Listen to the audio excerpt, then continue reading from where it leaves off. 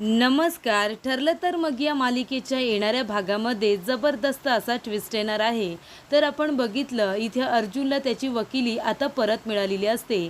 बार काउन्सिलमध्ये आता final decision हा घेतलेला असतो आणि त्याच्यामध्ये अर्जुनला त्याची वकिली परत मिळालेली असते. पण त्याचबरोबर चैतन्याची वकिली आता 6 महिन्यासाठी ही रद्द केलेली असते.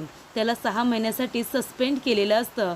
त्यामुळे इथे अर्जुनला आता त्याची वकिली परत मिळाली या गोष्टीचा त्याला आनंद असतो, कारण त्याने आतापर्यंत कोर्टामध्ये महिपतच्या विरोधामध्ये आणि साक्षी शिखरेच्या विरोधामध्ये जे काही पुरावे सादर केलेले आहेत त्याची आता फेर तपासणी होणार नसते आणि त्याचबरोबर त्याच्यावरती जो काही हा डाग लागलेला असतो तो सुद्धा आता पुसून निघालेला असतो. म्हणजे कोर्टामध्ये त्याने खोटे पुरावे सादर करून केस जिंकलेली आहे हा जो काही त्याच्यावरती आरोप साक्षीने केलेला असतो तो आरोपसुद्धा आता पुसला गेलेला असतो. पण इथे अर्जुनला एका गोष्टीचं वाईट वाटत असतं, ते म्हणजे त्याचा जीवाभावाचा मित्र चैतन्य याची आता वकिली 6 महिन्यासाठी रद्द झालेली असते.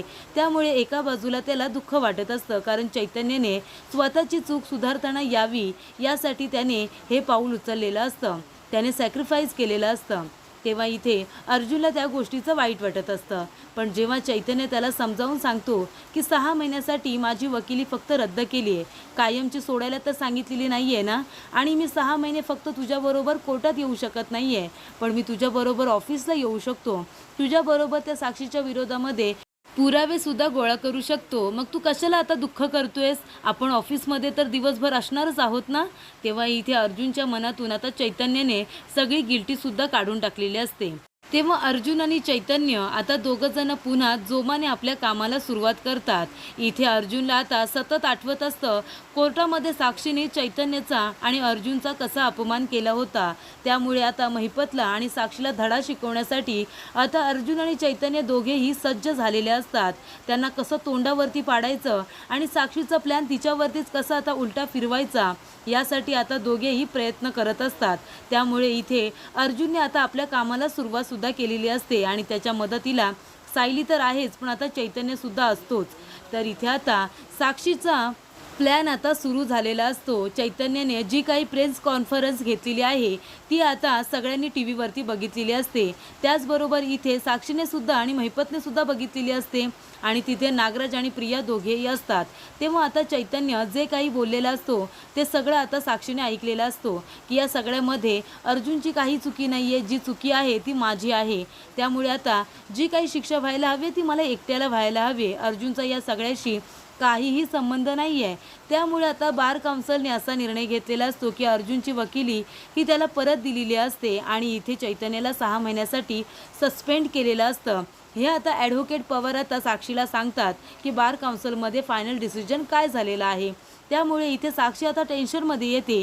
तिला माहिती आहे आता अर्जुन पुन्हा नव्याने सुरुवात करणार आणि मला या प्रकरणामध्ये कसं अडकवता येईल यासाठी तो आता निश्चितच प्रयत्न करणार, कारण मी त्याच्या मित्राला त्याच्या चैतन्याला दुखावलेला आहे आणि त्यालासुद्धा. त्यामुळे तो आता मला जेलमध्ये टाकण्यासाठी दिवस रात्र एक करेल हे मलासुद्धा माहिती आहे. त्यामुळे इथे साक्षी आता प्रियाला आपल्या प्लॅनमध्ये सामील करते. साक्षी स्वतःला सेफ करण्यासाठी आता प्रियाला अर्जुनच्या तडाक्यामध्ये कसं काय अडकवते आणि इथे प्रिया अर्जुनच्या प्लॅनमध्ये कसं काय अडकते ते आजच्या भागामध्ये आपण सविस्तरपणे बघणारच आहोत. तर इथे प्रेस कॉन्फरन्स घेतल्यानंतर चैतन्याने सगळे आरोप स्वतःवरती घेतलेले असतात. त्यामुळे साक्षीचा प्लॅन हा फसलेला असतो, कारण अर्जुनवरती केलेला एकही आरोप सिद्ध झालेला नसतो. त्याला त्याची वकिली सुद्धा परत मिळालेली असते आणि जे काही कोर्टामध्ये त्याने आतापर्यंत पुरावे सादर केलेले असतात ते सगळे टेक्निकली खरे असतात हे सुद्धा आता सगळ्यांनी मान्य केलेलं असतं. त्यामुळे साक्षीचा एक प्लॅन तर फसलेलाच असतो. तर इथे आता अर्जुनच खरा खिलाडी आहे हे त्या चौघांनाही माहीत असल्यामुळे आता साक्षी प्रियाला म्हणते की मी सांगते तसं तुला करायचं आहे. आता अर्जुनच्या ऑफिसमध्ये तुला जावं लागेल आणि तिथे गेल्यानंतर अर्जुन आणि चैतन्य पुढचा काय प्लॅन करतायत हे तुला आता अर्जुनबरोबर गोड गोड बोलून आता त्याच्याकडून तुला काढून घ्यायचं आहे. तेव्हा इथे एक तरी पुरावा तुझ्या हाती लागला ना तर त्या अर्जुनला उद्ध्वस्त करता येईल असं काहीतरी तुला करायचं आहे. गोरे मॅडम तर काही कामाच्या नाही आहेत. आत्तापर्यंत कॉन्ट्रॅक्ट मॅरेजची फाईल त्यांनी शोधून काढलेली नाही आहे. प्रिया आता ते काम तुलाच करायचं आहे. आपल्याला काही करून अर्जुनला तोडायचं आहे. त्याच्याकडून आपल्याला आता खूपच जास्त भीती आहे, तो काही करेल आणि मी फसले तर तू सुद्धा आपोआप फसशील, कारण सगळ्यांना कळेल की तू कोर्टामध्ये खोटी साक्ष दिली होतीस, त्याच्यामुळे आता तुलाच काहीतरी करावं लागणार आहे, असं साक्षी आता प्रियाला सांगते.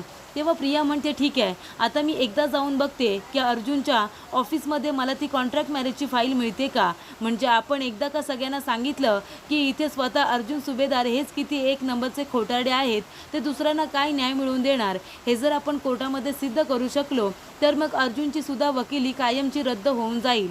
तेव्हा इथे प्रिया आता तिचा प्लॅन ऐकते आणि त्याच्यावरती आता अंमल करण्यासाठी अर्जुनच्या ऑफिसला जायला निघते. तर इथे अर्जुन आता नेहमीसारखा तयार झालेला असतो ऑफिसला जाण्यासाठी. त्याला त्याची वकिली परत मिळालेली असते, त्यामुळे घरचे सगळेजण खूपच जास्त आनंदी असतात.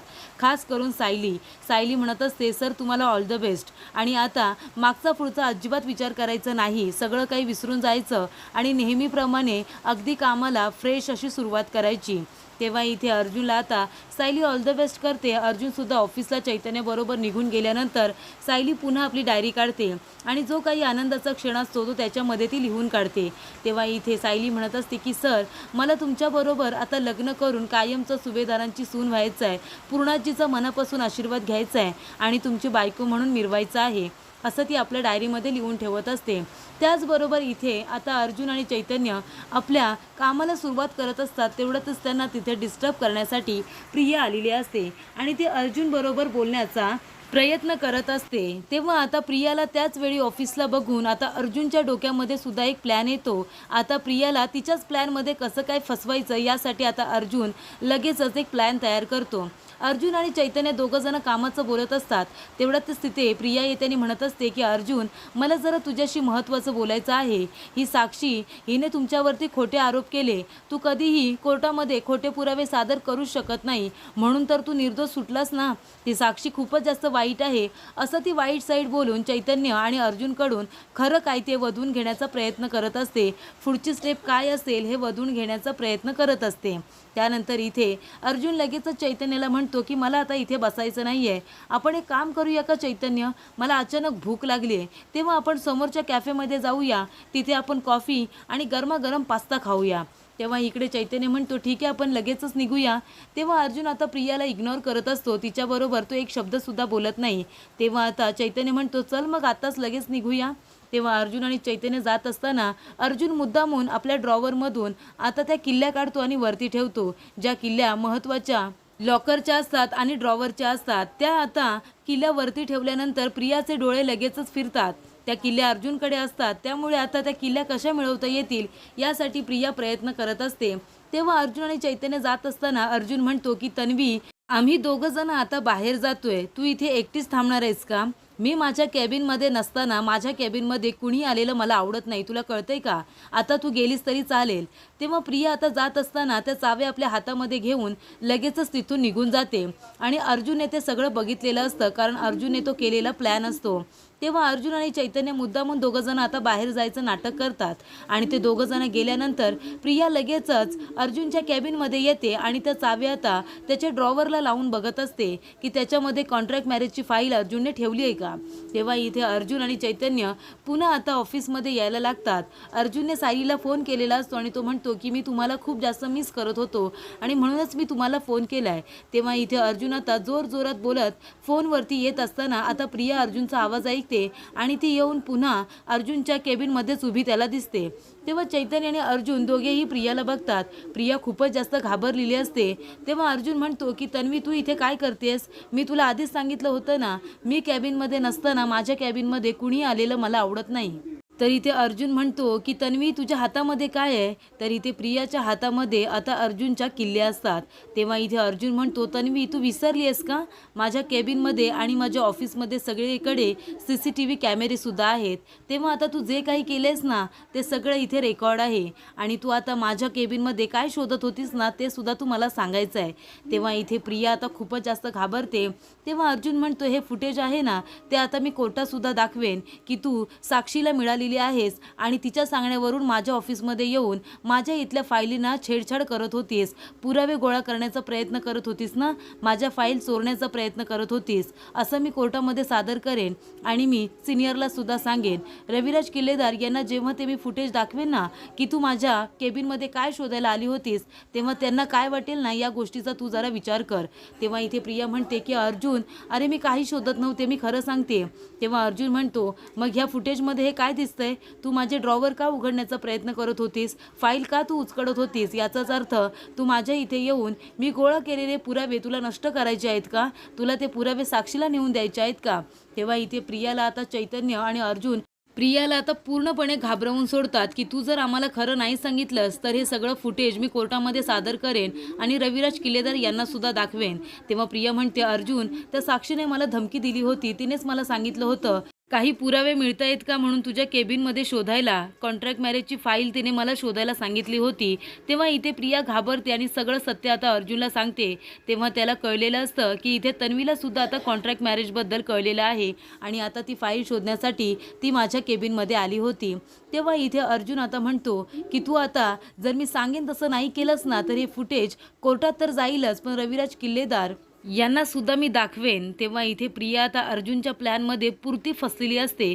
तेव्हा ती म्हणते की नाही अर्जुन, तू सांगशील ना मी तसंच करेन. तेव्हा अर्जुन म्हणतो, मला माहिती आहे तन्वी, कोर्टामध्ये आत्तापर्यंत तू जे काही बोललेस ना ते सगळं खोटं आहे, पण आता जर तू खरं नाही बोललीस ना तर तू माझ्या ऑफिसमध्ये का आली होतीस आणि काय शोधण्याचा प्रयत्न करत होतीस ना, हे सगळं मी कोर्टामध्ये सिद्ध करेन, कळलं तुला? अशा रीतीने अर्जुनने आता प्रियाला आपल्या प्लॅनमध्ये पूर्णतः फसवलेलं असतं.